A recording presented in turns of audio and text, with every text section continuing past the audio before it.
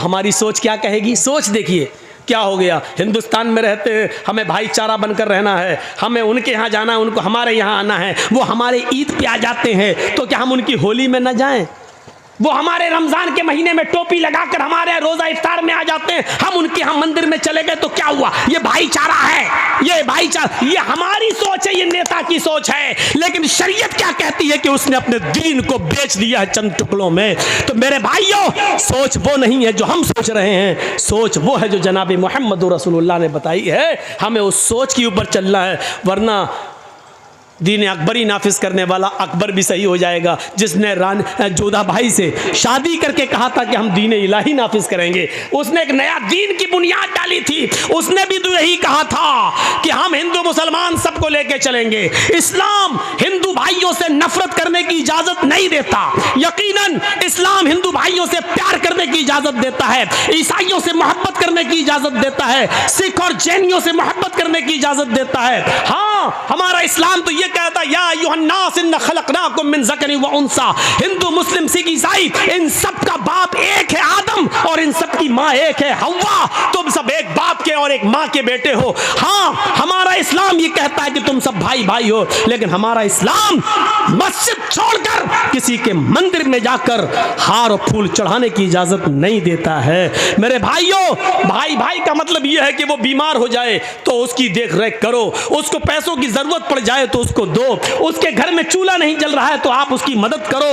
अगर वो मौत और जिंदगी की कश्मकश में है और उसको उसके ग्रुप का ब्लड नहीं मिल रहा है, तुम पड़ोस में रहते हो, तुम्हारा ब्लड उसके ब्लड के ग्रुप से मिल रहा है, लेकिन तुम रोजे से हो, उसकी जान जा रही है, डॉक्टर कह रहा है कि ये मुसलमान, उसका पड़ोसी अगर एक बोतल खून दे देता है तो इसकी जान बच जाएगी। तो यहां इस्लाम ये कहता है कि उस हिंदू की जान बचाने के लिए अगर तुम्हारा एक बोतल खून जा रहा है तो दे दो। कहता है रोजे से हो तो इस्लाम कहता है कि तू अपना रोजा तोड़ दे, लेकिन किसी की जान अगर बच रही है तो एक बोतल खून देकर उसकी जान बचा ले। रोजे की कज़ा तेरी बाद में हो जाएगी, इसको बाद में पूरा कर लेना। इस्लाम इस भाईचारे की इजाजत देता है, लेकिन इस्लाम इस बात की इजाजत नहीं देता है कि हम दूसरों के त्योहार में जाकर रंग फेंकें या उनकी पिचकारियों की होली अपने जिस्म पर बर्दाश्त करें और उनसे ये कहें कि लो हमारे भी रंग लगाओ, हम भी तुम्हारे साथ हैं। लो, वो हमारी मस्जिद में अगर नमाज पढ़ने आ जाएं तो इसका यह मतलब नहीं कि हम भी उनके मंदिरों में हाथ जोड़कर खड़े हो जाएं उनका वोट पाने के लिए। इस्लाम इस बात की इजाजत हमें बिल्कुल नहीं देता है। मेरे भाइयों, यही हमें सोच अपने अंदर पैदा करना है। इसी सोच को अगर हमने अपनी सोच बना लिया कि अपनी सोच कुरान और हदीस के मुताबिक ढाल ली, तो मेरे भाइयों अब देखिए सोच है ना, आज पूरी तकरीर सोच पर ही हो रही ना। हमारे यहाँ क्या होता, हम जितनी नमाजें पढ़ रहे हैं दिन पे दिन गरीब होते जा रहे हैं। मौलाना साहब यार आप तो कहते थे अल्लाह वाले बन जाओ बरकत होगी, हम तो जितनी नमाज पढ़ रहे हैं, रोज़ा रख रहे हैं, अल्लाह ताला हमें उतना ही आजमा रहा है। हमें तो देखिए पहले कितना पैसा था, पैसा ही नहीं है, मेरा बच्चा बीमार रहता। ये हमारी सोच हो गई। हम जितनी इबादत कर रहे हैं हमें उतनी गरीबी आ रही है, ये हमारी सोच है। अल्लाह के रसूल के ज़माने में एक सहाबी ईमान लाए, पहले वो काफिर थे, इस्लाम लाए, ईमान लाए, उन्होंने नमाज पढ़ना शुरू की। जब नमाज पढ़ना शुरू की तो उनको खूब बरकतें हुई, खूब मालो दौलत उनको मिलना शुरू हो गया। वो अल्लाह के नबी के पास रोते हुए आए। देखिए उनकी सोच, हमारी सोच देखिए और उनकी सोच देखिए। वो कहते हैं अल्लाह के रसूल का क्या हुआ कि जब से हम इस्लाम लाए हैं और जब से हमने नमाजों की पाबंदी की है, हमारे घर में खैर बरकत हो रही है, माल और दौलत, सोना और चांदी खूब आ रहा है। अल्लाह के नबी ने फरमाया ये तो अच्छी बात है। कहने लगे अल्लाह के रसूल कहीं ऐसा तो नहीं, आप अल्लाह के नबी हैं, पूछिए अल्लाह से, कहीं ऐसा तो नहीं हमारी नमाज, हमारे रोजे और हमारी इबादतों का बदला अल्लाह दुनिया में हमें दे रहा हो और आखिरत में हमें महरूम कर दे। अगर वो दुनिया में हमें दे रहा तो नहीं चाहिए, हमें अपनी नमाज और रोजे का इनाम आखिरत में चाहिए। अल्लाह अगर हमारी नमाज और रोजे का इनाम दुनिया में दे रहा है और आखिरत में हमें कुछ ना दे तो हमें दुनिया में कुछ नहीं चाहिए, हमें आखिरत में चाहिए। ये उनकी सोच थी। और हमारी सोच क्या है, जब से नमाज पढ़ रहे हैं तब से और कंगाल हो रहे हैं। होता है ऐसा, कभी कभी हम लोग सोचने पे मजबूर हो जाते हैं। अब जैसे हम हैं, एक बहुत बूढ़ी औरत थी, किसी ने कहा मौलवी साहब बहुत मेरी माँ बहुत बीमार है, चलिए थोड़ा सा कुछ दुआ हुआ कर दीजिए। मैंने कहा चलिए चल देते हैं, माँ बीमार है चलें। यकीन मानिए हम जब तक दुआ कर रहे हैं उसके लिए दम कर रहे हैं, पूरी दुआ पढ़ भी नहीं पाए, वो बुढ़िया ही चली गई दुनिया से, ख़त्म। अब इसमें हम क्या कर लें, मेरे हाथ में तो था नहीं। अब हम सोच रहे थे कि लड़का कहीं हमें गाली वाली ना दे, कमीना कैसा मौलवी है तू, हम तो दुआ करने के लिए लाए, तूने तो दुनिया ही से उठवा दिया। लेकिन उल्टा हुआ, हम सोच रहे थे ये और वो उल्टा हुआ। उसने कहा क्या मौलाना है माशा अल्लाह। हमने क्यों, तुम्हें अपने माँ से मोहब्बत नहीं थी? अरे कौन कहता माँ से मोहब्बत नहीं थी? अरे मेरी माँ बहुत तड़प रही थी, बहुत तड़प रही थी, हमने कई बकरे सदका कर दिए, खिला दिए, लेकिन मेरी माँ की तकलीफ़ नहीं जा रही थी। आपने तो इतनी ऐसी दुआ पढ़ी कि बड़ी आसानी से रूह निकल गई मेरी माँ की। हमने कहा अल्लाह तेरा खैर है, कम से कम बुरा नहीं माना। मैं अपना वाक़या बता रहा हूँ, मैंने अब तक 4 निकाह पढ़ाए हैं, चारों को तलाक हो गई। मेरा पढ़ाया हुआ एक भी निकाह नहीं टिका, अब मैं पढ़ाता भी नहीं हूँ। हालांकि ये मतलब नहीं कि अब पढ़ाऊँगा तो टिकेगा नहीं, लेकिन मैं पढ़ाता नहीं हूँ। क्यों? जिसको कहता हूँ कि मैंने 4 पढ़ाए हैं, चारों को तलाक हो गई, वो कहता मौलाना साहब खाना खा लीजिए लेकिन निकाह मत पढ़ाइए, निकाह नहीं पढ़ाइए। अब मैं सोच रहा हूँ कि वो चारों लोग नाराज़ ना हो कि देखो मौलवी जर्जिस ने मेरा निकाह पढ़ाया और हमारे निकाह टूट गए, और चारों खुश हैं। ये उल्टा हो रहा है, ये चारों खुश हैं। जो लड़कियां अपने शौहरों के साथ परेशान थी वो बड़ी खुश है कि मेरा निकाह, मेरे दूल्हा का निकाह मौलाना जर्जिस ने पढ़ाया, हमें छुटकारा मिल गया। वो अपनी सहेलियां, जिनकी सहेलियां परेशान है, वो कहती काश तेरे दूल्हा का निकाह मौलाना जर्जिस ने पढ़ाया होता तो तू भी छुटकारा पा गई होती। तो उल्टा हो रहा। हम सोच रहे हैं कि कभी गलत ना कहें, लेकिन मुझसे को लड़के भी खुश, लड़कियां भी खुश, बहुत अच्छा छुटकारा मिल गया। तो कभी कभी ऐसा होता है, ज़रूरी नहीं कि हम जो सोचें वही सही हो। देखिए एक आदमी लंगड़ाता हुआ आ रहा है, ये मुखिया जी बैठे हैं आपके, बड़े इज्जतदार आदमी हैं आपके समाज के, मान लो ये डॉक्टर हैं और हम भी डॉक्टर हैं। अब वहाँ से एक आदमी लौट के आ रहा, लंगड़ाता हुआ चला आ रहा है। अब मैं डॉक्टर हूँ, मुखिया जी भी डॉक्टर हैं। मुखिया जी ने कहा जर्जी साहब, क्या जी, ये इस आदमी के पैर में मोच आ गई इसलिए लंगड़ाते हुए चल रहा है। मैं डॉक्टर हूँ, मुझे तजर्बा है। मैंने कहा नहीं मुखिया जी, आपका तजर्बा गलत है। उसके पैर में मोच नहीं आई है, उसकी रीढ़ की हड्डी में दर्द हो रहा है इसलिए लंगड़ाता हुआ चल रहा है। मुखिया जी की सोच अलग, मेरी सोच अलग, ये भी डॉक्टर मैं भी डॉक्टर। हमने कहा अच्छा ठीक है मुखिया जी सुनो, अगर उसकी रीढ़ की हड्डी में दर्द नहीं हुआ, पैर में मोच ही निकली तो 1000 रुपया मैं दूंगा, और अगर उसके रीढ़ की हड्डी में दर्द हुआ जो मैंने कहा तो 1000 रुपया आप दीजिएगा। शर्त लग गई। ठीक है, वो आया चलता हुआ बिल्कुल करीब आ गया। हम दोनों ने पूछा भाई पैर में मोच आई या रीढ़ की हड्डी में दर्द? वो कहता कुछ नहीं, कुछ नहीं, ना मोच ना रीढ़ की हड्डी में दर्द। अबे फिर तू लंगड़ा के क्यों चल रहा था? उसने कहा मेरे पैर की चप्पल टूट गई थी इसलिए मैं घिसट घिसट के चल रहा था। अब देखिए दोनों की सोच अलग हो गई। मुखिया जी डॉक्टर है, कह रहे हैं उसके पैर में मोच, जर्जी साहब डॉक्टर है, वो क्या कह रहे हैं, नहीं उसकी रीढ़ की हड्डी में दर्द। दोनों की सोच गलत, इनका तजर्बा भी फेल, मेरा तजर्बा भी फेल। उस लंगड़े ने क्या खुद आके क्या कह दिया, न मोच न रीढ़ की हड्डी में दर्द। अबे फिर क्यों लंगड़ा के चल रहा था? अरे मेरी तो चप्पल टूट गई थी इसलिए घसीट घसीट के चल रहा था। निकला क्या, खोदा पहाड़ निकली चुहिया, दोनों के पैसे बच गए। तो कभी कभी सोच ऐसी भी होती है, सोच। इसीलिए कुरान ने कहा है बिना तहकीक किए हुए कभी अपनी जबान से कोई लफ्ज मत बोलो। इज़ा जाकुम फासिकुम बिनबाइन, जब तुम्हारे दरमियान कोई समाज का बुरा आदमी कोई बुरी खबर लेकर आए, किसी के बारे में कहे फला ऐसा कर रहा था, तो एकदम उसकी बात मत मान लो, बल्कि तहकीक कर लो। आपको मालूम है इमाम औज़ाई रहमतुल्लाह अलैह बहुत बड़े बुजुर्ग गुजरे हैं। ज़रा देखिए उनके घर में उनकी बीवी से मिलने के लिए उनके गाँव की एक औरत आती है और सुबह सुबह दरवाज़ा खटखटाती है। इमाम औज़ाई रहमतुल्लाह अलैह फजर की नमाज के बाद कुरान की तिलावत कर रहे थे चटाई पर बैठकर। उन्होंने दरवाजे पर देखा कोई आया है, दरवाज़ा खोला तो सामने गांव की औरत खड़ी है। पूछा कैसे आई हो बहन? उसने जवाब दिया आपकी बीवी से मिलना है। इमाम औज़ाई रहमतुल्लाह अलैह ने अपनी बीवी से कहा कि तुमसे कोई औरत मिलने आई है, तुम उससे मिलो, मैं अंदर चला जाता हूँ। अब इमाम औज़ाई अंदर चले गए और जिस चटाई पर कुरान पढ़ रहे थे उस चटाई पर उनकी बीवी ने उस गाँव की औरत को बिठा दिया, आओ बैठो। वो औरत जैसे ही, जो गांव की मिलने आई थी, जैसी बैठी चटाई पर उसके पीछे से जो शलवार, ये जो थम्स होते हैं हिप का हिस्सा, ये पूरा भीग गया। जैसी बैठी वो पूरी शलवार, पूरा कपड़ा उसके जिस्म से चिपक गया, भीग गई वो। उसने नजर दौड़ाई तो इमाम औज़ाई का 3 साल का बच्चा कपड़े उतारे हुए नंगा वहीं पर खेल रहा था। उस औरत ने क्या समझा कि अभी इस बच्चे ने यहाँ पेशाब कर दिया है। देखिए, बच्चा नंगा हो, कपड़ा ना हो, और ये बैठी हो पूरा भीग गई। तो इसने क्या कहा, इमाम औज़ाई की बीवी से, तुम्हें शर्म नहीं आती? तुमने मुझे इस चटाई पे बिठा दिया जहाँ तुम्हारे बच्चे ने पेशाब किया है। देखिए, पेशाब पूरा मेरे कपड़े में भर गया, अब जाकर मैं नहाऊं और कपड़ा धुलूं? बच्चा 3 साल का है, अब इसका पेशाब भी पाक नहीं रहा कि छींटा मार के पाक हो जाए, अब तो धुलना पड़ेगा। सर्दियों के इन दिनों में हैं, चटाई पे बिठा दिया। इमाम औज़ाई की बीवी क्या कहती हैं, देखिए, सोच देखिए उस औरत की सोच क्या थी कि इस पे पेशाब है। इमाम औज़ाई की बीवी कहती हैं, पेशाब नहीं है मेरी बहन, तुम शौक से इस पर बैठी रहो, तुम्हें डरने की कोई ज़रूरत नहीं। वो कहती है कि मैं कैसे मान लूँ ये पेशाब नहीं है? कोई लोटा नहीं रखा, पानी का कोई जग नहीं है, कोई गिलास नहीं है कि यहाँ पानी गिरा हुआ हो। ये बच्चा आपके कपड़े उतारे हुए है, मुझे तो यही अंदेशा कि इस बच्चे का पेशाब होगा। इमाम औज़ाई की बीवी कहती हैं कि ये मैं आपको ज़मानत देती हूँ कि ये पेशाब नहीं है, बच्चे ने पेशाब नहीं किया है, लेकिन बच्चे का कपड़ा उतारा, उसने नाली में पेशाब किया, यहां नहीं किया है, तुम बेफिक्र रहो।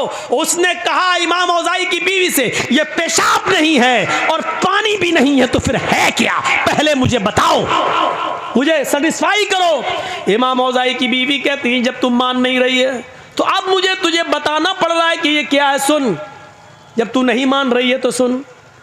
मेरे शौहर फजर की नमाज पढ़ के आते हैं और इसी चटाई पर बैठकर कुरान की तिलावत करते हैं। कुरान पढ़ने के बाद फिर वो अपने रब से अपने गुनाहों की माफ़ी मांगते हैं और तौबा करते हैं। इतनी तौबा करते हैं, इतना रोते हैं अपने रब के सामने कि उनके आंखों से गिरने वाले आंसुओं से ये चटाई भीग जाती है, तर हो जाती है।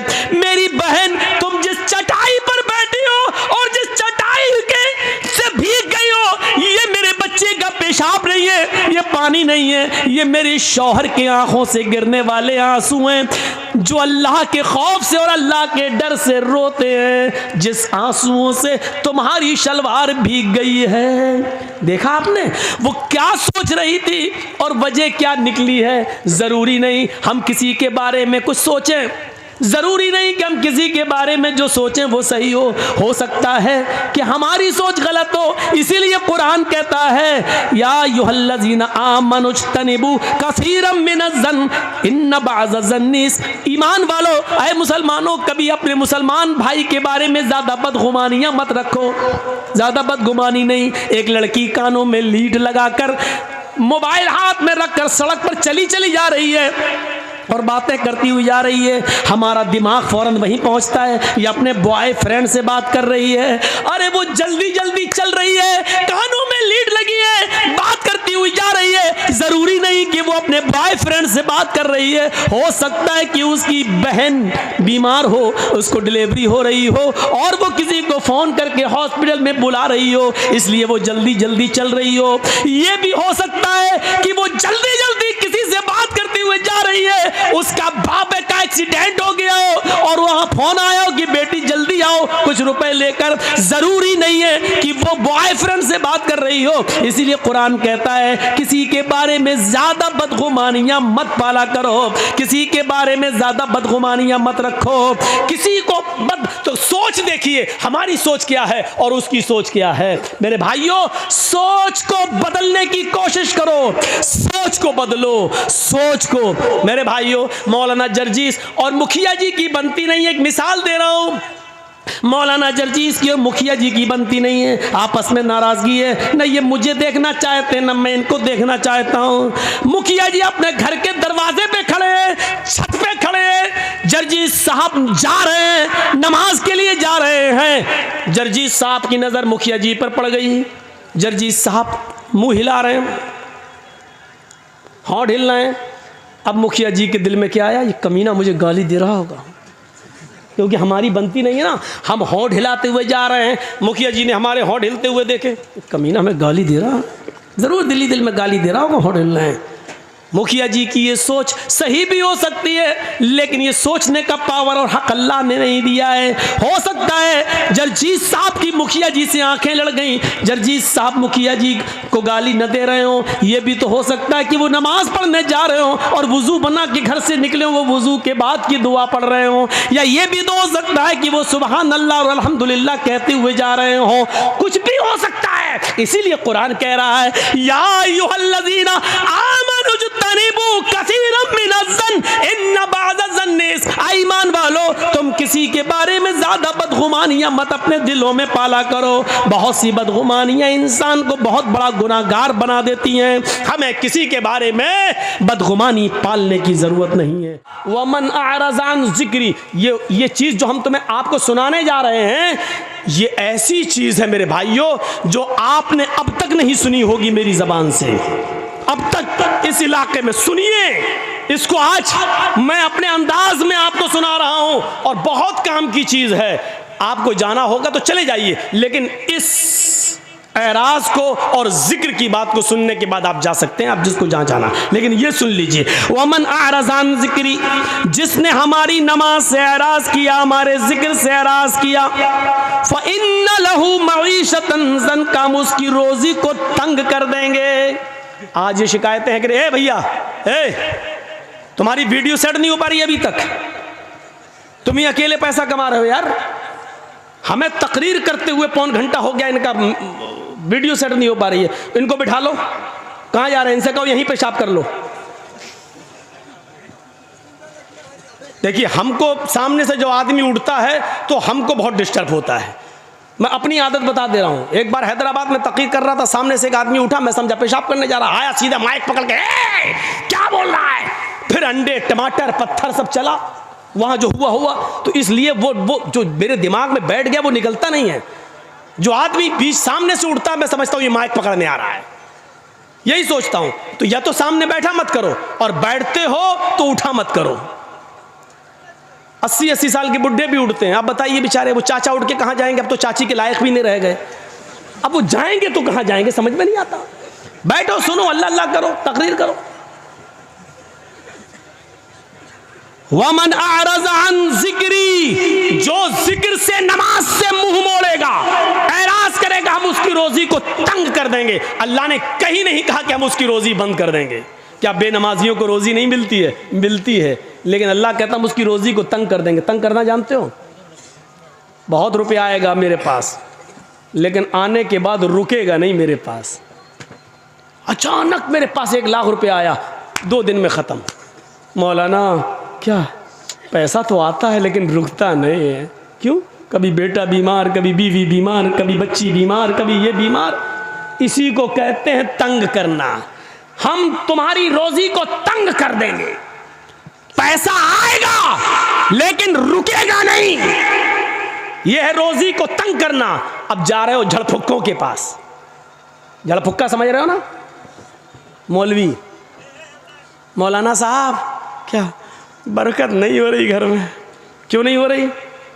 पता नहीं मौलाना साहब, पता लगाओ। पैसा तो बहुत आता है लेकिन रुकता नहीं है। मौलाना साहब बेचारे, वो क्या पैसे को रोकेंगे? अगर मौलवियों के पास पैसा रोकने की कोई दुआ होती तो बेचारा 5,000 रुपए में मस्जिद में नमाज क्यों पढ़ाता? 2-4-5 हज़ार रुपए के लिए जलसा क्यों करता? ये हमारी अकल है। सोचो, मैंने फिर कहा सोच बदलो, सोच बदलो।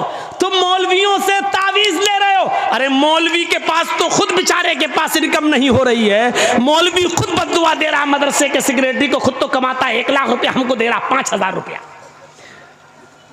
एक मौलवी साहब तो मस्जिद में दुआ कर रहे थे खुतबा देने के बाद, अल्लाह जितनी तनख्वाह हमारी उतनी मस्जिद की सेक्रेटरी की कर दी। अब कोई आमीन ही नहीं बोल रहा है। मस्जिद का सेक्रेटरी भी आमीन नहीं बोल रहा। क्यों नहीं बोलता? बोल। नहीं साहब, तब तो बर्बाद हो जाएंगे। मौलाना साहब दुआ कर, अल्लाह मेरी रोजी रोटी में बरकत दे, बोल आमीन। यानी 5,000 रुपए में आमीन हो रही है। और जब वो मौलवी दुआ करता, अल्लाह मदरसे के सेक्रेटरी की, मस्जिद के सेक्रेटरी की, सबकी उतनी तनख्वाह कर दे जितनी मेरी, तो कोई आमीन नहीं बोलता। इससे आप अंदाजा लगा सकते हैं कि आपको कितना डर है 5,000, 6,000, 10,000 रुपए में आप जानते हैं कि मेरा घर नहीं चल सकता है, तो फिर मौलवियों के लिए कौन सोचेगा, उलमा के लिए कौन सोचेगा, मस्जिद के इमामों की फिक्र किसको होगी?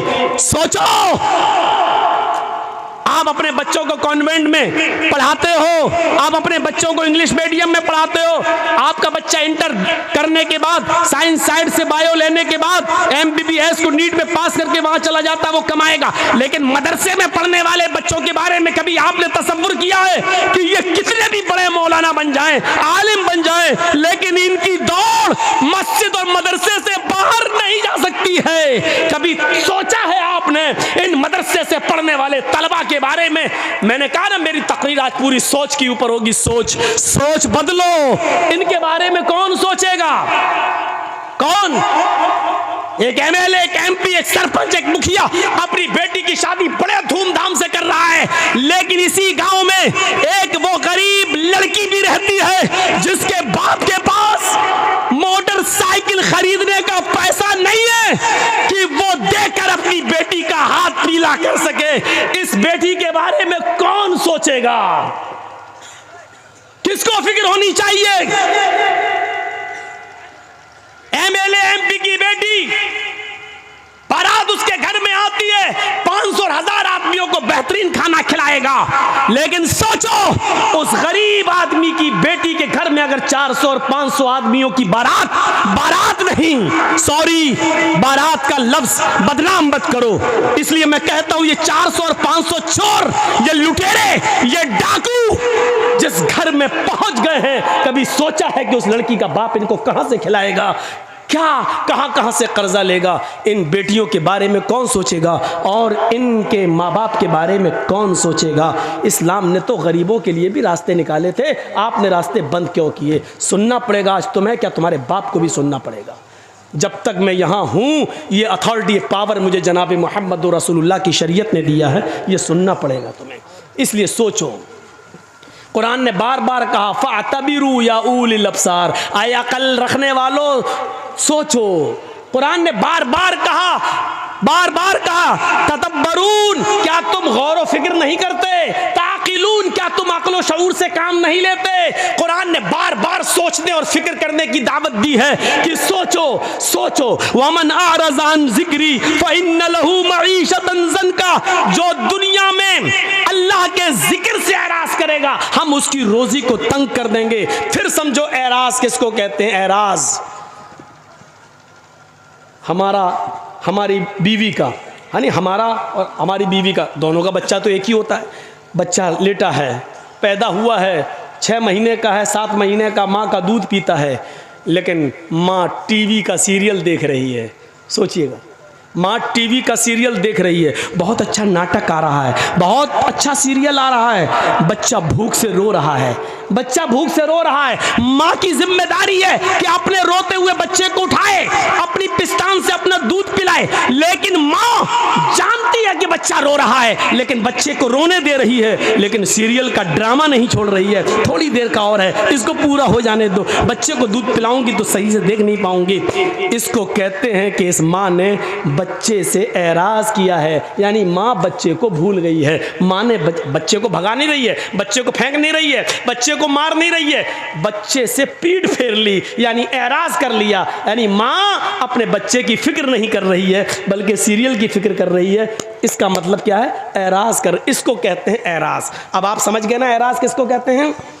घर में आग लगी है, आग जल रही है, मेरा घर जल गया और हम मैच खेलने में लगे, किसी ने खबर दी तुम्हारा घर जल गया, जल्दी जाओ।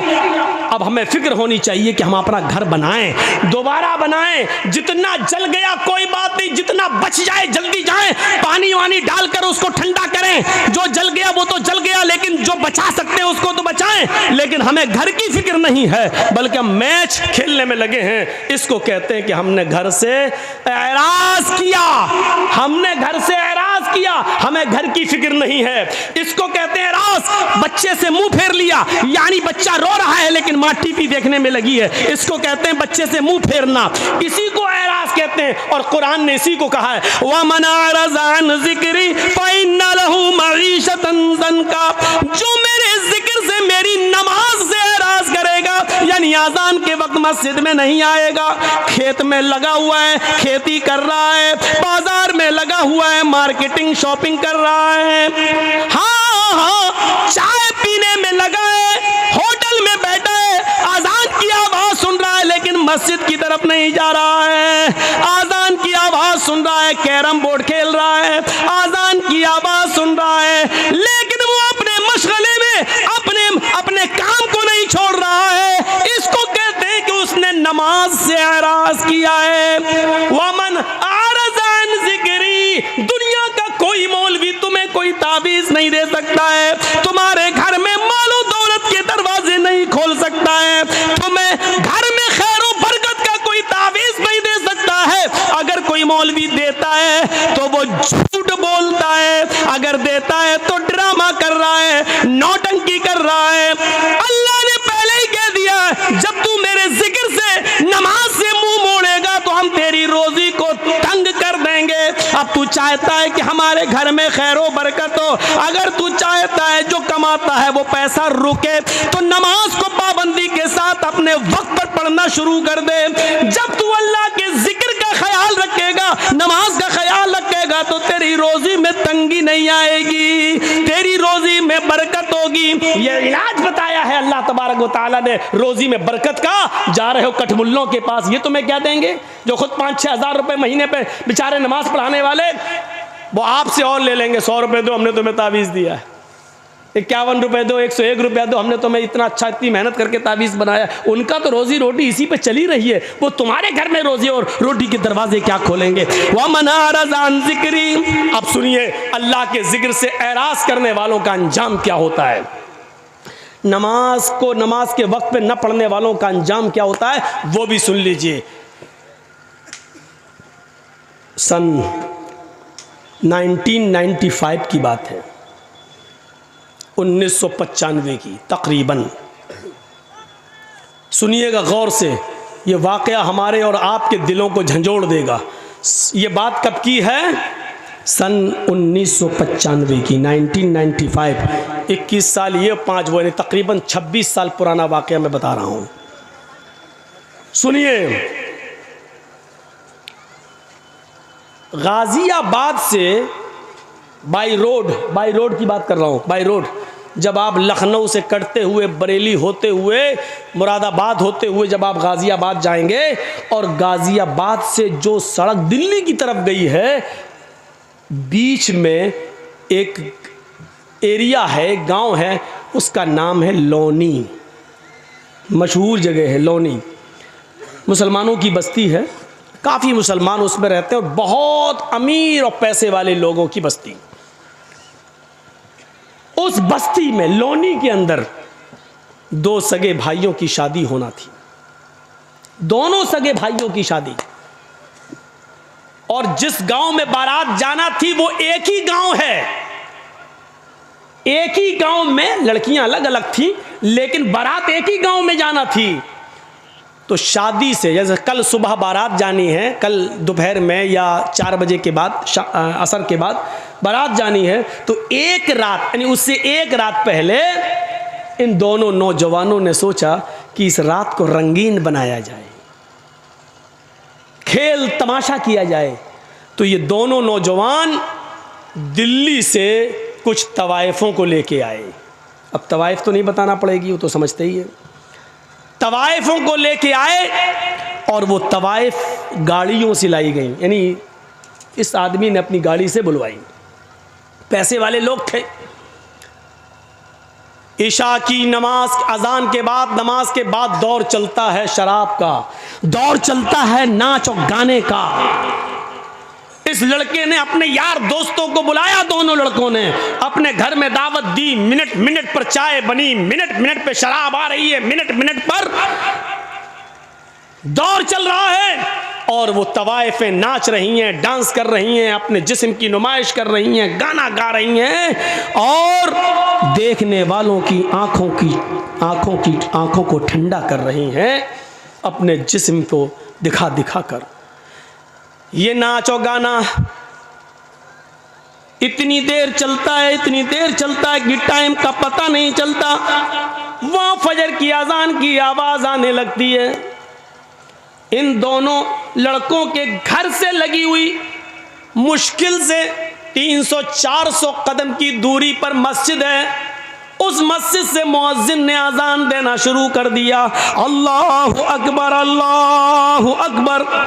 ये फजर की नमाज का वक्त है। ये वो वक्त है कि चिड़ियाँ भी अपने घोंसलों में उस वक्त बेदार हो जाती हैं और चहचहा कर ची ची बोलते हुए अपने रब की तस्बीह बयान करती हैं। युसब्बिहु लिल्लाहि मा फिस समावाति व मा फिल अर्ज़। सुबह के दरख्तों के पत्तों की से चलने वाली हवा भी अल्लाह की तस्बीह बयान करती है। आसमान से उतरने वाली शबनम और ओस के कतरे भी अल्लाह की तस्बीह बयान करते हैं। कायनात की हर शय अल्लाह की हम्द व सना बयान करती है। और ये वो वक्त है फजर की नमाज का कि अल्लाह के नबी ने फरमाया कि मेरी उम्मत का जो भी आदमी, जो भी मुसलमान, जो भी मुझ पर ईमान लाने वाला फजर की नमाज के वक्त उठेगा और जमात के साथ फजर की नमाज पढ़ेगा और फजर की नमाज पढ़ने के बाद फिर वो जो भी मेहनत करेगा, जो मजदूरी करेगा, अल्लाह रब्बुल आलमीन उसके रिस्क में बरकत देगा। अल्लाह उसके लिए रोजी के दरवाजे खोल देगा। उस आदमी को कभी भूखा नहीं सोने देगा, उसको फिक्र फाके की कभी नौबत नहीं आएगी।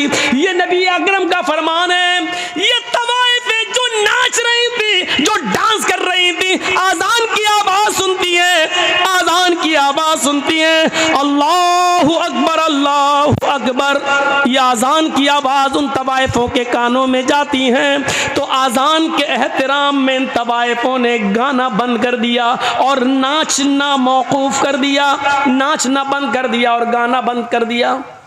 खामोश हो गई, न नाच रही हैं न गा रही हैं। इन दोनों लड़कों ने देखा कि इनके पायलों की छनकार रुक गई है।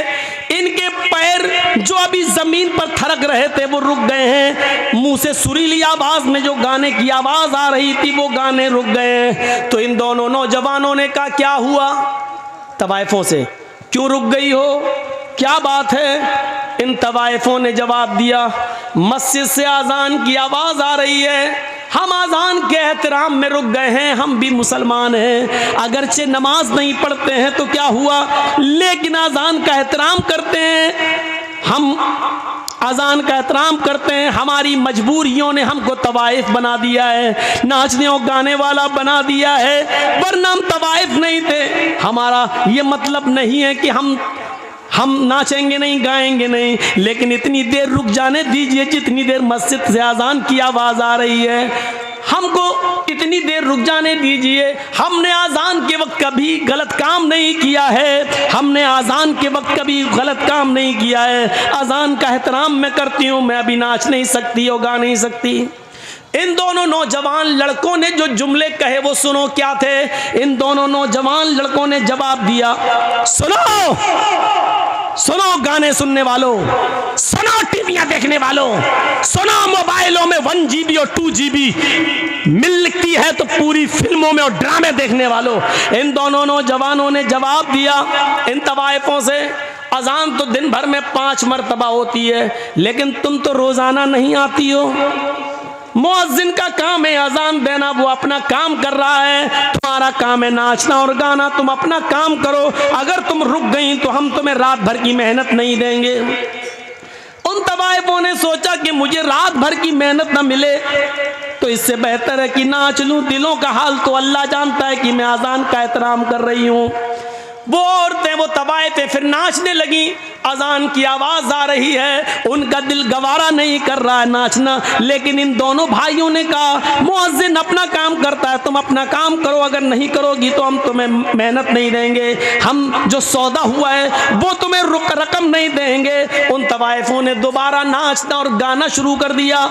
सुनो, अजान के वक्त फिल्में देखने वालों, अजान के वक्त नाचो गाना देखने वालों, अल्लाह के जिक्र से मुंह फेरने वालों, बजाय मस्जिद के अपने खेतों में जाने वालों, बजाय मस्जिद के मॉल में शॉपिंग करने वालों, बजाय मस्जिद में जाने के होटलों में बैठ के चाय पीने वालों, बजाय मस्जिद में जाने के इंडिया पाकिस्तान का मैच देखने वालों, बजाय मस्जिद में जाने के अपने आप को लहू लैब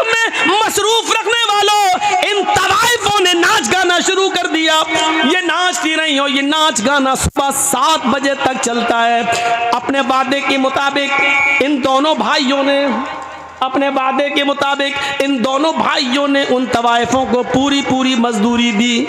उन तवाइफों ने कहा, देखिए हम औरत जात हैं, पेशावर तवाइफ ज़रूर है, हम पैसा मिलता है, सिर्फ नाचते और गाते हैं, लेकिन अपने जिस्म का सौदा नहीं करते हैं। हमारी इज्जत को खतरा है, तुम लोग इज्जत के साथ मुझे लेके आए हो, मुझे इज्जत के साथ दिल्ली तक पहुंचा दो। इन दोनों भाइयों ने सोचा कि चलो लौंडी से दिल्ली है ही कितना दूर, हम इनको पहुंचा देते हैं, फिर वापस आ जाएंगे।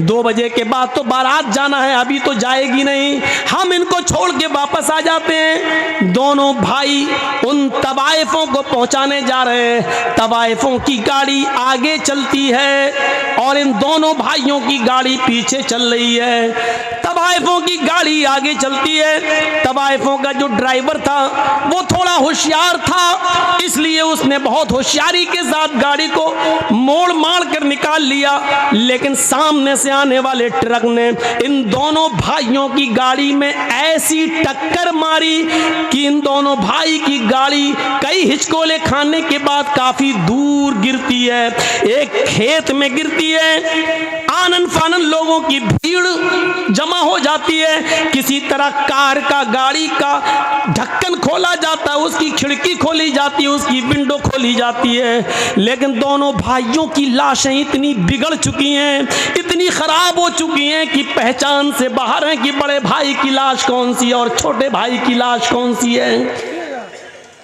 पहचान नहीं, पहचान से दूर है। ऐसी टक्कर होती है ट्रक से कि गाड़ी दूर गिरती है, बड़ी मुश्किल से ढक्कन खोला गया। बस करो भैया, पी लेना बाद में चाय यार, हम इनको मना कर रहे हैं, पीछे से आप बोल रहे हैं। दोनों भाइयों की गाड़ी खिड़की खोली जाती है, जब खिड़की तो लाश पहचानने में नहीं आ रही है कि बड़े भाई की लाश कौन सी है, छोटे भाई की लाश कौन सी है। इन दोनों लाशों को उठाया गया है, पोस्टमार्टम के बाद माँ बाप के हवाले किया गया है। जरा इस अंजाम को नौजवानों कभी सोचा है आपने?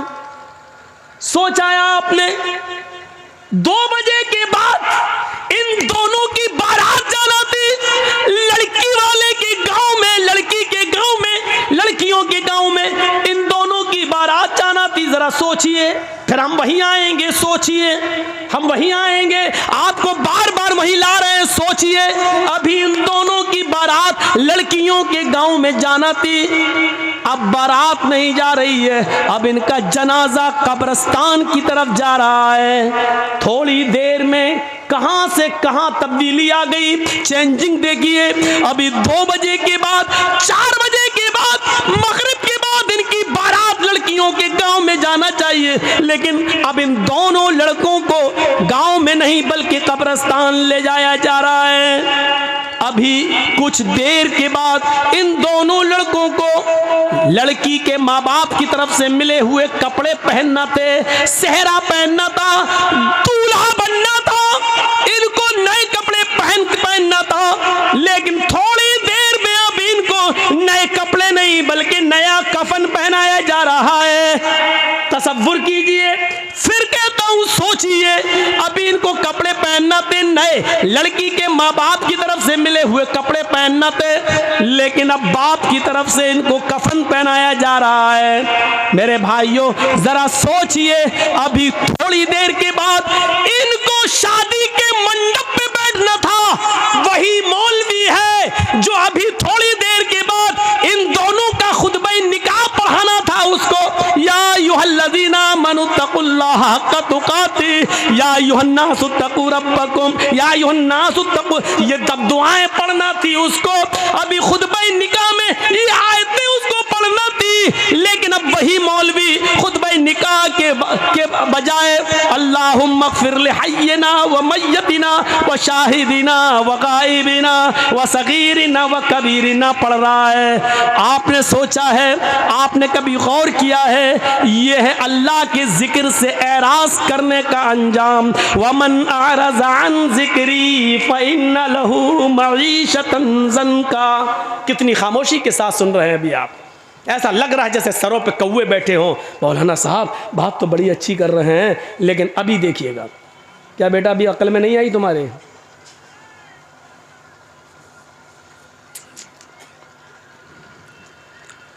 तसव्वुर कर रहे हैं आप, थोड़ी देर में क्या हैसियतें बदल गई।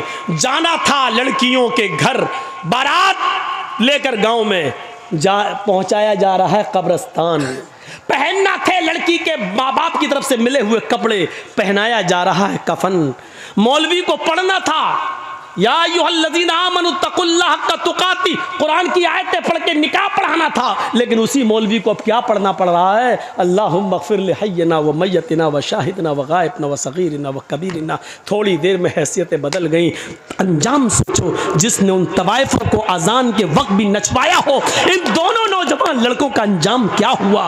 और फिर ये तो दुनियावी अंजाम है, कब्र के अंदर ये अपने अंजाम को क्या भुगत रहे होंगे, ये तो अल्लाह ही बेहतर जाने। और जहन्नम के अंदर अपने अंजाम को क्या भुगतेंगे मेरे भाइयों, ये तो अल्लाह ही बेहतर जाने। हम तो मुसलमान होने के नाते से सिर्फ दुआए मग़फ़िरत ही कर सकते हैं, अल्लाह इनके गुनाहों को माफ़ फरमा दे।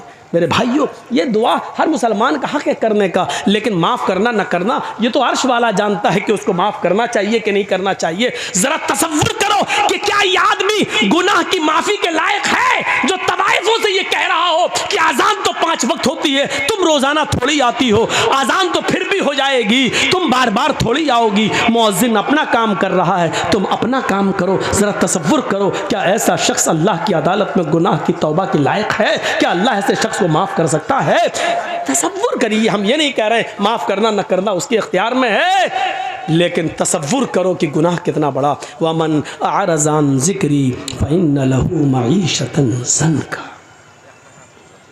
हम हैं कहाँ? अपनी सोच को बदलो।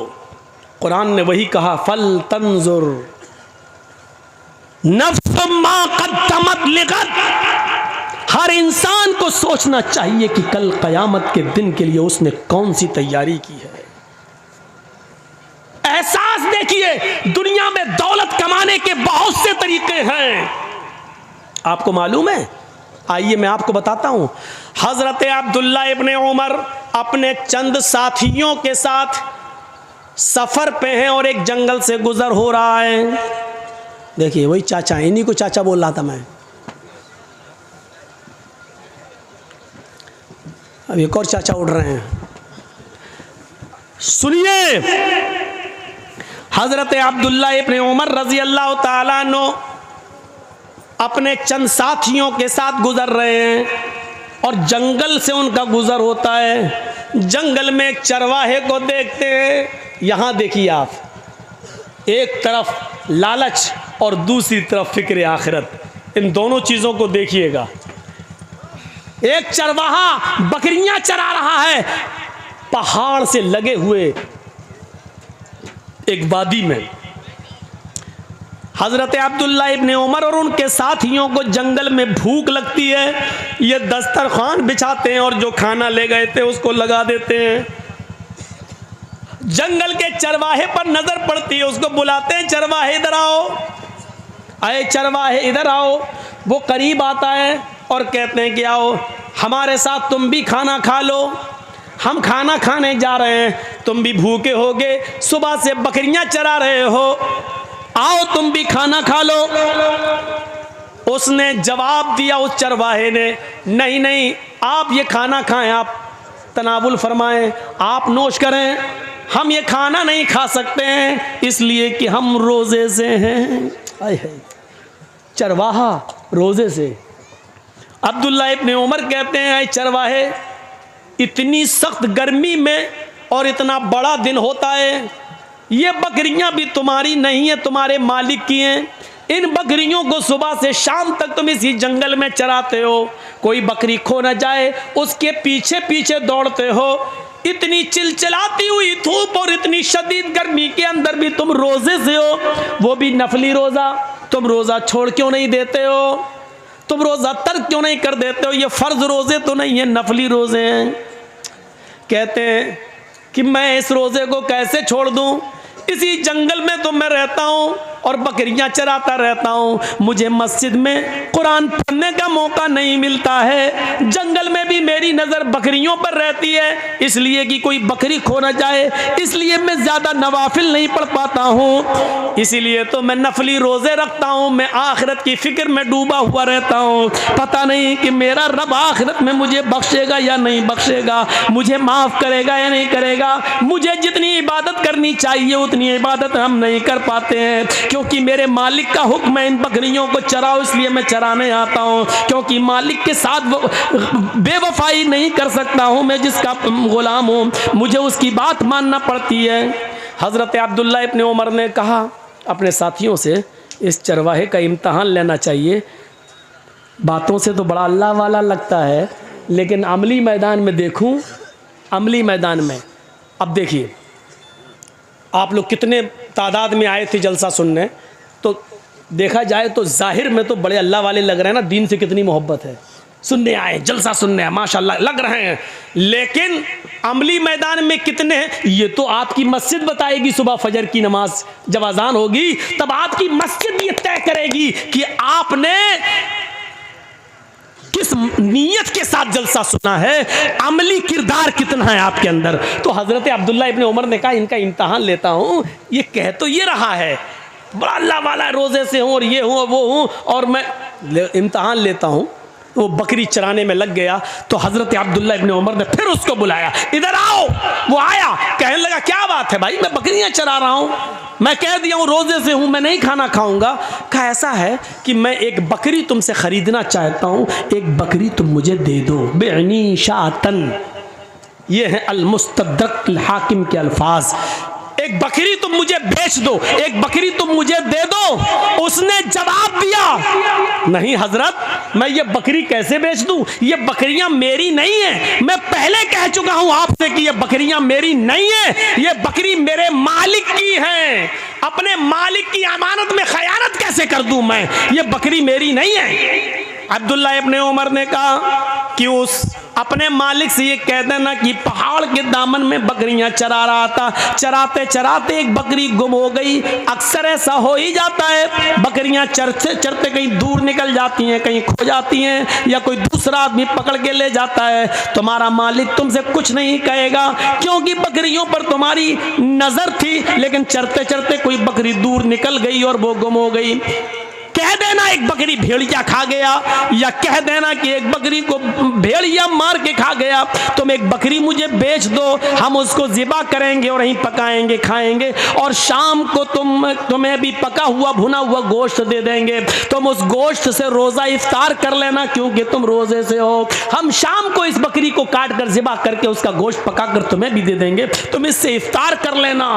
वो चरवाहा हज़रत अब्दुल्ला इब्न उमर की ये बात सुनता है, उंगली से इशारा करता है और चीखता हुआ रोते हुए भागता है, कहता आइन अल्लाह आइन अल्लाह आइन अल्लाह। फिर अल्लाह कहाँ है, फिर अल्लाह कहाँ है, फिर अल्लाह कहाँ है। यानी आए अब्दुल्ला इब्न उमर, आज मैं तुम्हें बकरी बेच दूंगा, मैं अपने मालिक से झूठ बोल दूंगा, मेरा मालिक मुझे कुछ नहीं कहेगा, थोड़े से दिरहम मुझे बकरी के मिल जाएंगे, लेकिन फिर अल्लाह तो मेरी इस हरकत को देख रहा है। मैं अपने मालिक से झूठ बोल सकता हूं, लेकिन कल कयामत के दिन अपने मालिक को क्या जवाब दूंगा। आइन अल्लाह आइन अल्लाह। फिर अल्लाह कहाँ है, अल्लाह कहाँ है।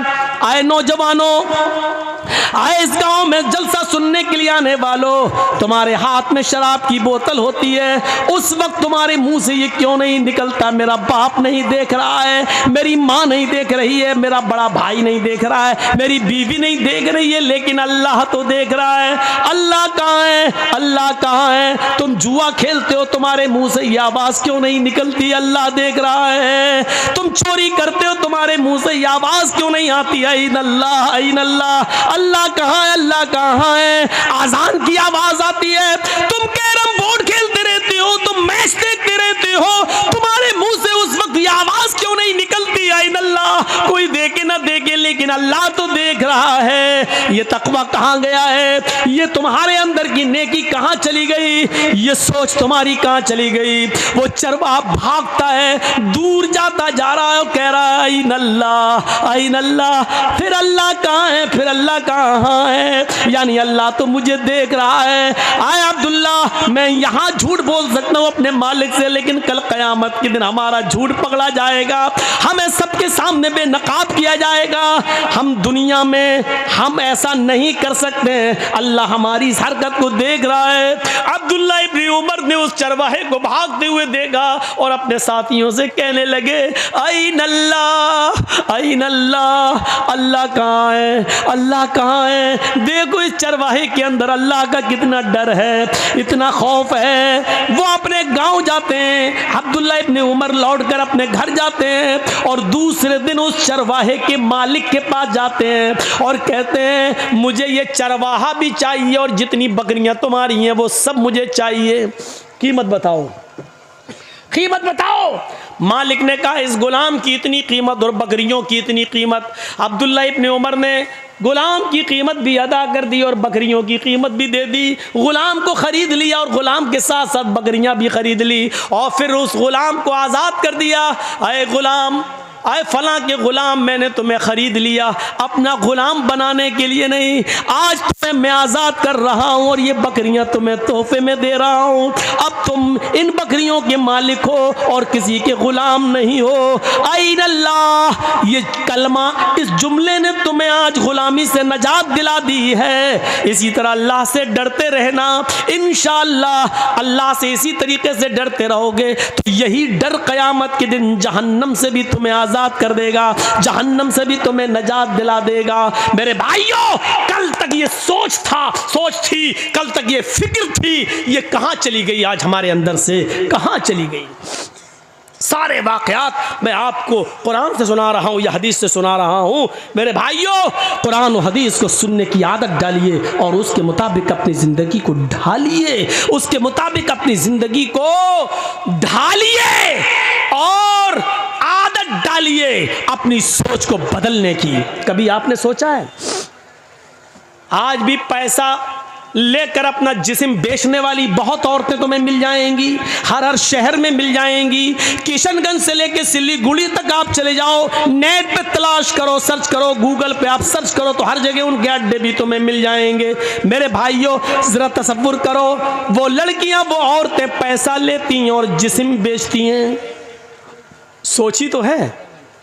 उनसे पूछो ऐसा क्यों करती हो, वो क्या कहेंगी? बिजनेस है मेरा, धंधा है मेरा। उनकी सोच क्या है तवाइफों की? ये बिजनेस है, ये धंधा है, मैं अपना जिस्म बेच रही हूँ, पैसा कमा रही हूँ, ये मेरा जिस्म है, ये मेरा जिस्म है, ये मेरा बिजनेस है, ये मेरा धंधा है। ये उनकी सोच है। लेकिन हम और आप अपनी बहनों बेटियों से ये काम क्यों नहीं कराते? क्योंकि हम जानते हैं कि ये गलत काम है, ये गंदा काम है, ये हराम काम है और ये बदनामी वाला काम है। ये इंसान को जलील करता है। ये हमारी सोच है। इंसान दो हैं, वो भी इंसान, हम भी इंसान। उसकी सोच क्या है? वो कहती है ये धंधा है, और हमारी सोच क्या है? हम कहते हैं ये गलत और नाजायज और हराम काम है जो हम अपनी माँ बहन बेटी से नहीं करा सकते हैं। गौर कीजिए, दुनिया में इंसान वो भी है, हम भी हैं। उसकी सोच वो है, हमारी सोच ये है। जब इस दुनिया में एक इंसान की दो सोचें हो सकती हैं तो इसी को अल्लाह कह रहा, अपनी सोच को कुरान और हदीस के मुताबिक ढालो। अपनी सोच को अपने हिसाब से मत चलाओ, बल्कि कुरान और हदीस के मुताबिक अपनी सोच को ढालो। अल्लाह के रसूल ने जिन औरतों को नंगा कहा है वो तुम्हारे फैशन कह देने से फैशन नहीं माना जाएगा, वो नंगी ही रहेंगी। अल्लाह के रसूल ने जिस शराब को शराब और हराम करार दिया है, उस शराब को हम दवा का नाम देकर जायज नहीं कर सकते हैं। वो शराब शराब रहेगी, वो हराम हराम रहेगी। उसको कोई जबान में उसका नाम दवा रख दो तो दवा रख देने से उसकी हैसियत नहीं बदल जाएगी। तो मेरे प्यारे साथियों, अपनी सोच को बदलने की कोशिश करो, अपनी सोच को बदलो, अपनी जिंदगी के अंदर तकवा लाओ, परहेजगारी लाओ। जरा तसव्वुर करो, एक वाक़या सुनाता हूं हदीस का। अल्लाह के नबी फरमाते हैं, चलिए, आधे लोग तो जा चुके हैं, आधे रह गए हैं, थोड़ा सा सुनिए।